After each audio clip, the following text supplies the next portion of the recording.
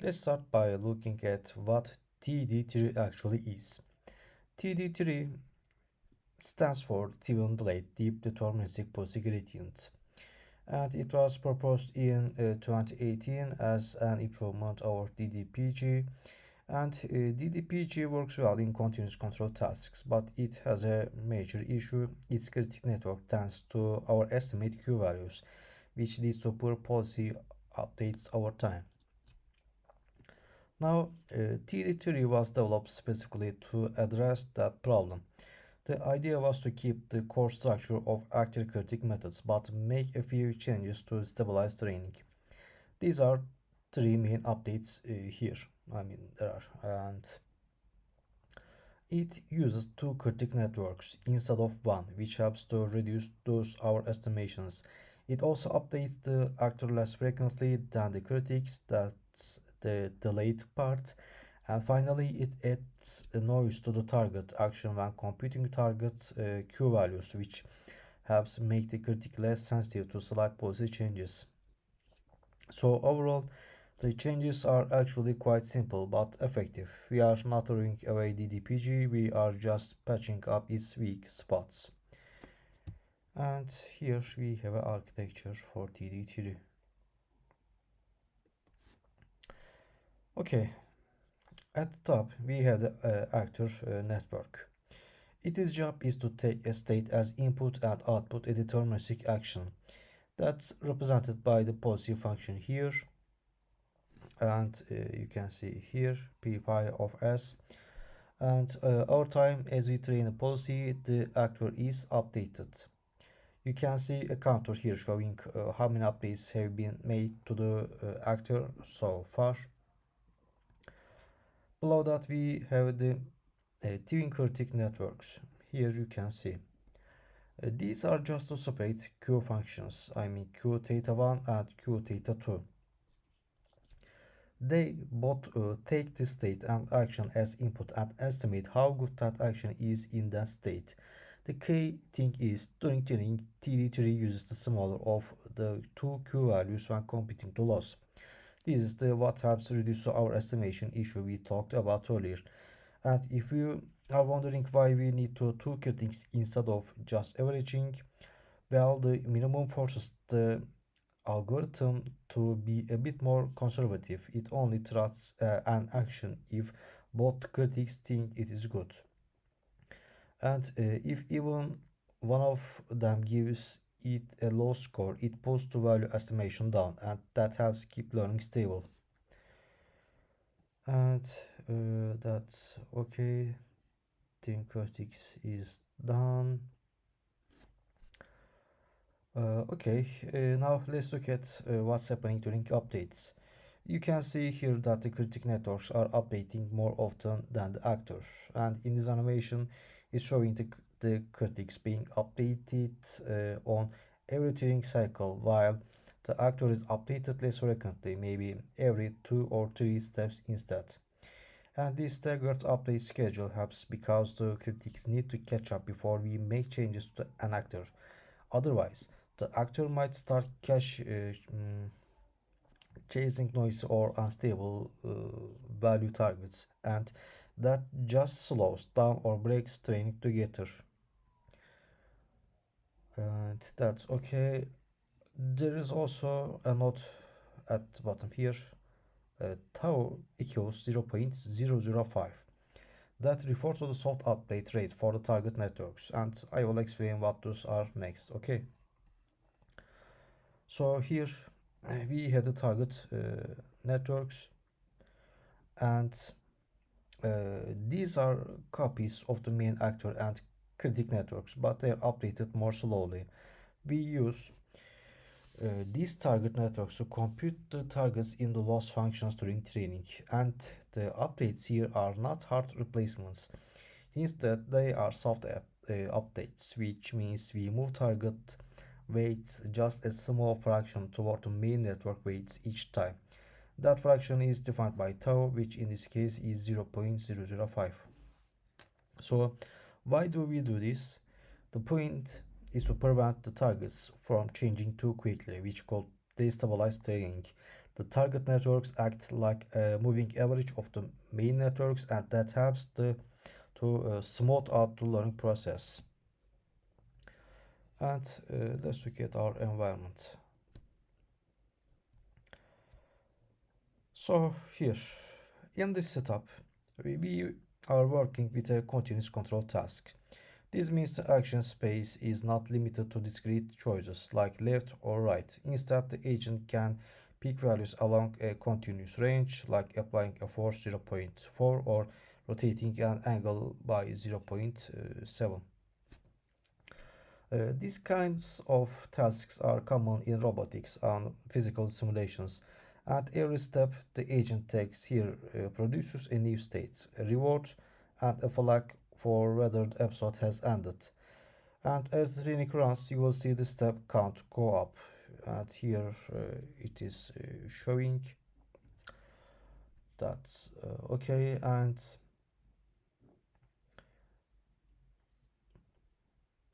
I think that's okay. We can look at replay buffer.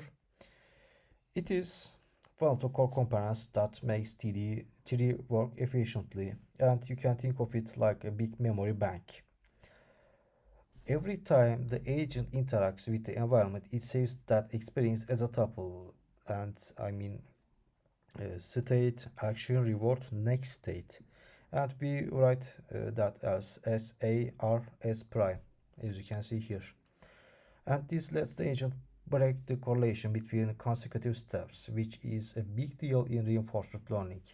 And without this buffer, we would be training on highly correlated data, and that usually makes things unstable.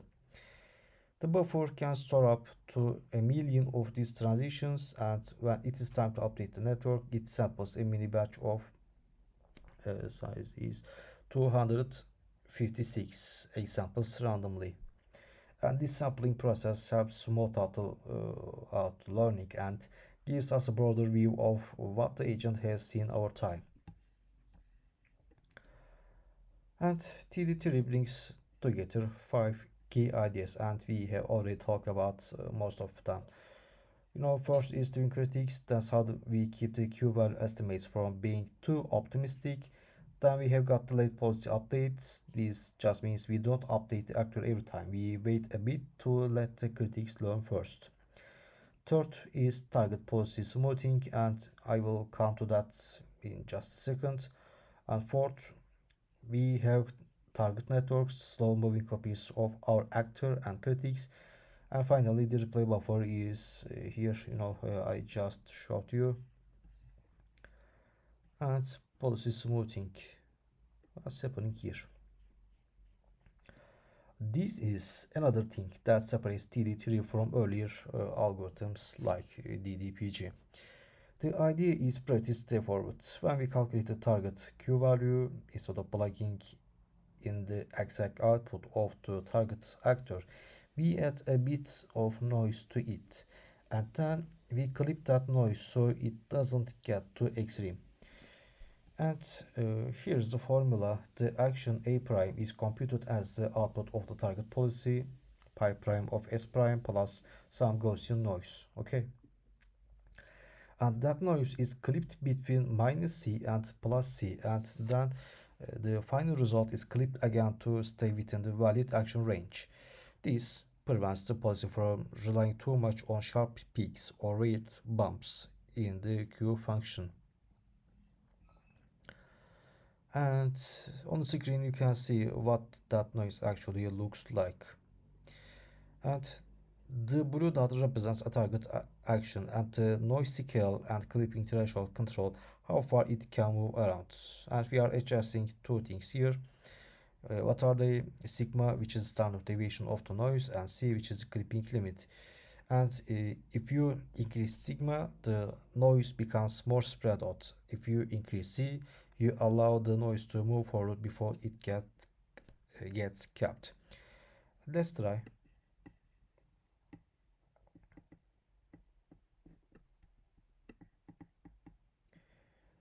And that's okay for noise clipping. And now I will try noise scale. Be careful. almost invisible, and now they are cleaner. And okay, so what does this do in practice? There are a few effects and they are helpful. First, it reduces Q value overfitting. That means instead of learning from a single sharp action, the policy gets feedback from a region of similar actions. And this helps generalize better. Second, it stops the agent from chasing unrealistic Q values, especially when those Q values are the result of approximation errors. A bit of noise helps avoid that trap.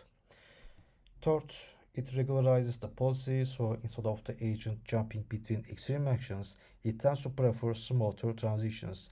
That makes the link more stable. And finally, the smoothing process helps convergence. The learning curves tend to be less erratic, and the final performance is usually stronger and more consistent. And versus parts is here. Uh, what are they? Uh, Compare TD3 with DDPG directly. These two algorithms look similar at first glance, but there are key differences that really affect performance. And starting with TD3, the most noticeable change is the use of twin critics.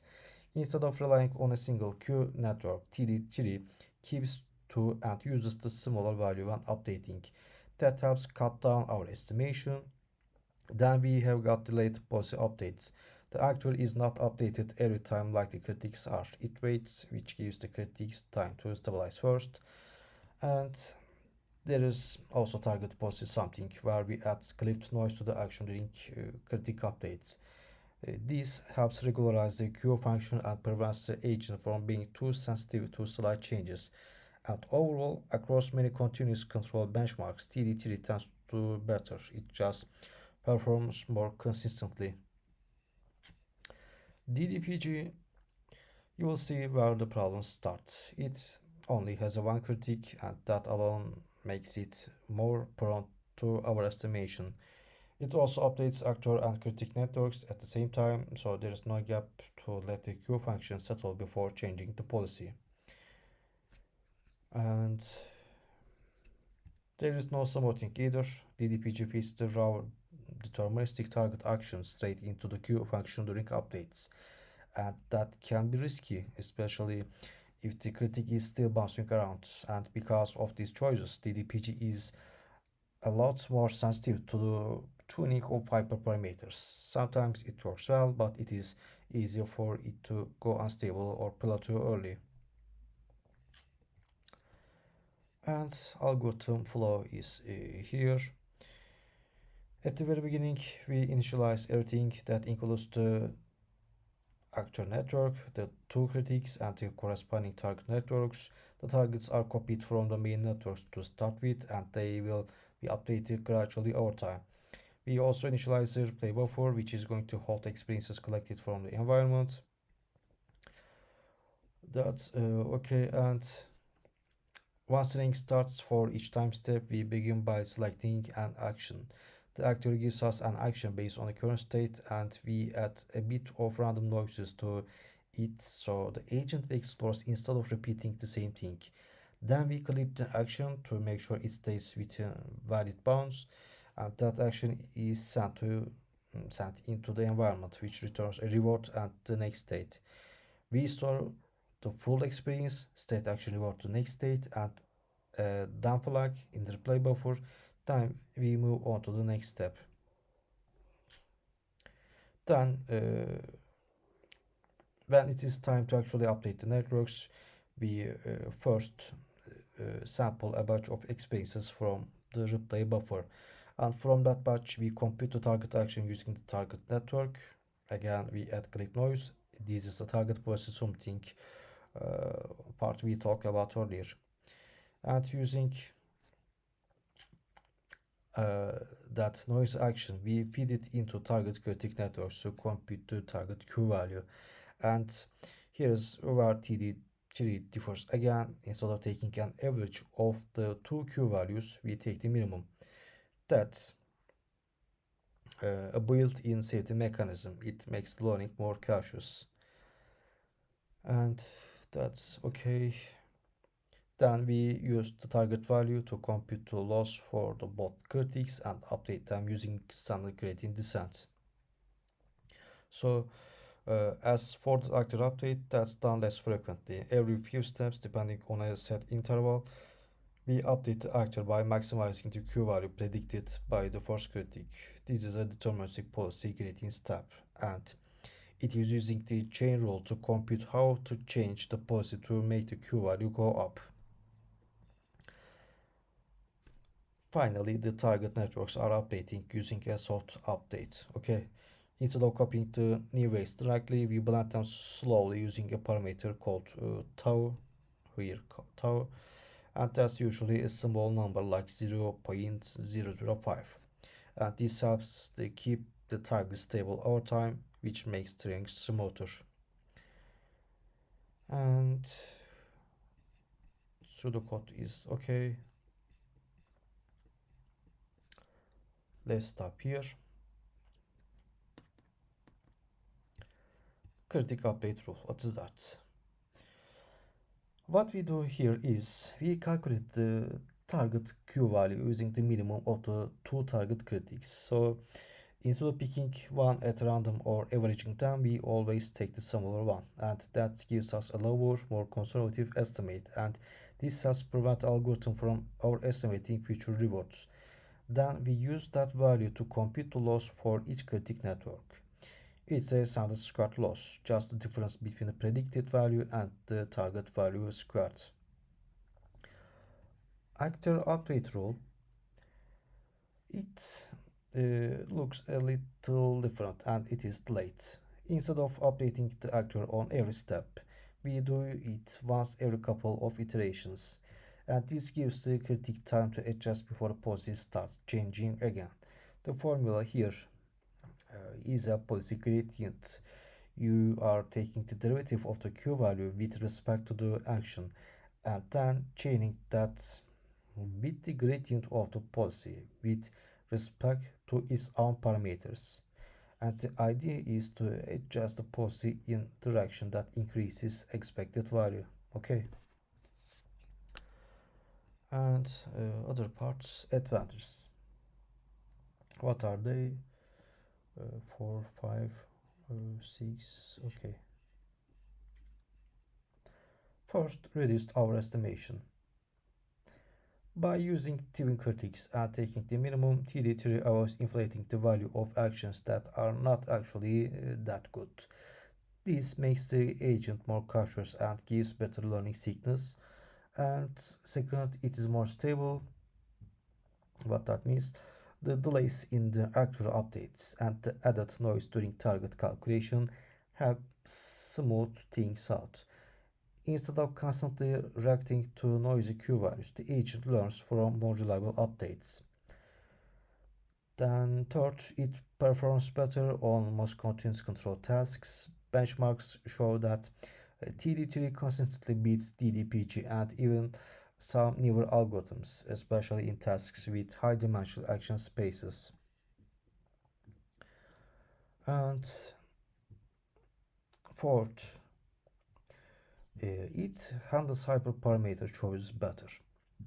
You don't have to tune it as carefully. That's useful when you are applying this to a new task and don't want to spend days just finding the right learning rate or batch size. And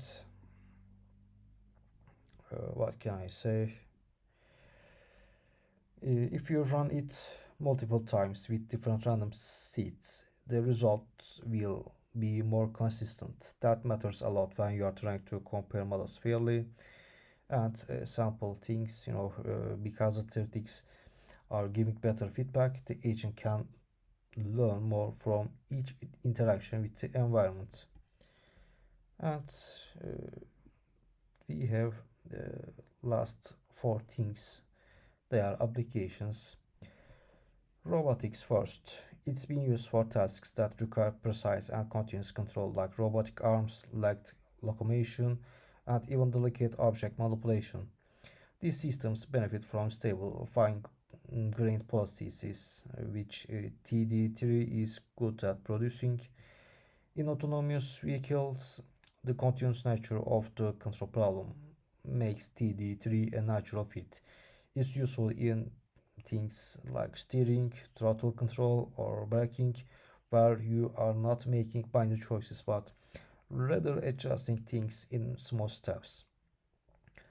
And it is also being applied in resource management, things like allocating power, managing bandwidth in networks, or balancing resources in cloud systems. These problems involve continuous decisions with long-term consequences, and TD3 helps by giving stable value estimates across such environments. And finally, financial trading, maybe most interesting parts. TD3 has been used in quantitative strategies where the action space is continuous and the feedback is noisy. The algorithm's stability helps avoid large swings or poor convergence, which are common challenges in finance-related RL setups. So that's all for this lesson, and thank you for listening.